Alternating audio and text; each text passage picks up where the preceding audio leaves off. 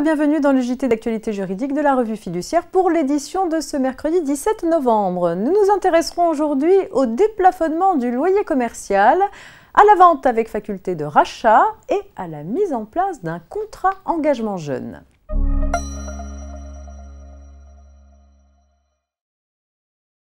La fixation du loyer dans le bail commercial fait l'objet d'un plafonnement qui peut être écarté dans certains cas lors du renouvellement du bail. C'est ainsi que les bailleurs d'un local commercial loué à usage de brasserie acceptent le renouvellement du bail moyennant la fixation d'un loyer déplafonné. Par la suite, ils saisissent le juge en vue de la fixation du loyer du bail renouvelé selon la valeur locative.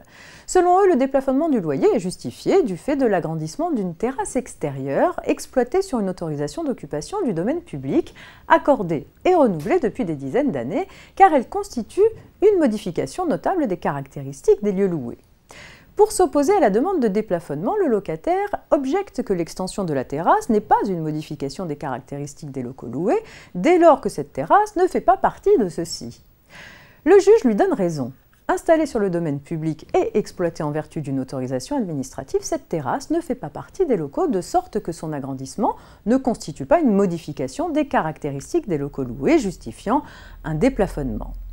Mais tout n'est pas perdu pour les bailleurs. En effet, pour le juge, l'autorisation municipale accordée en permettant d'étendre l'exploitation d'une terrasse sur le domaine public contribue au développement de l'activité commerciale. Cette situation est susceptible de modifier les facteurs locaux de commercialité et de justifier un déplafonnement.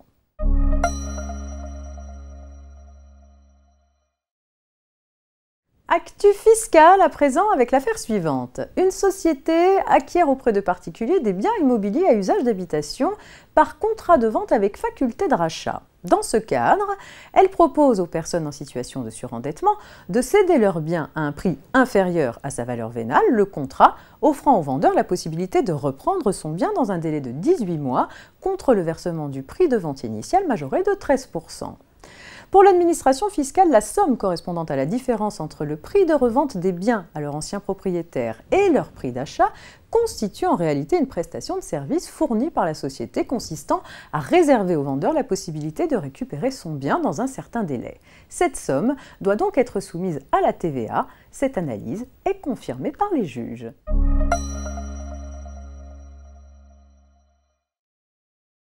Le Premier ministre a annoncé la mise en place progressive d'un contrat d'engagement jeune ayant pour objectif de donner un maximum de chances de trouver un emploi aux jeunes de moins de 26 ans qui sont durablement sans emploi ni formation. Le contrat d'engagement jeune vient en renforcement des outils déjà existants. Il proposera un programme intensif d'accompagnement de 15 à 20 heures par semaine minimum avec une mise en activité systématique et régulière du jeune du premier au dernier jour pendant une période pouvant aller jusqu'à 12 mois et même jusqu'à 18 mois sous condition.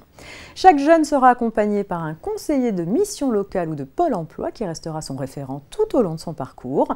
Le contrat d'engagement jeune s'accompagnera le cas échéant d'une allocation d'un montant pouvant varier de 300 à 500 euros. Enfin, le gouvernement a annoncé la création d'une application téléphonique pour mettre le jeune au centre de l'accompagnement, lui faciliter les échanges avec son référent et le suivi de son parcours. C'est la fin de ce JT, je vous souhaite une agréable journée. À demain.